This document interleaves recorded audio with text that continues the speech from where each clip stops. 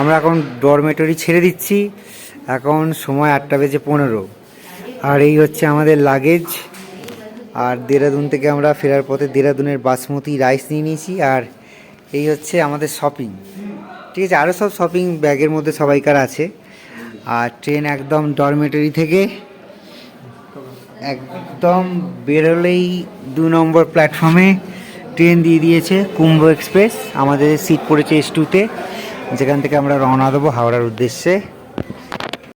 সবাই ভালো থাকবেন। একটা নতুন জার্নি করে সেটাকে কমপ্লিট করলাম। আবার সবার সাথে দেখা হবে নতুন কোনো জায়গায়, নতুন কোনো গল্পে। সবাই আবার ভিডিওতে চলে আসো।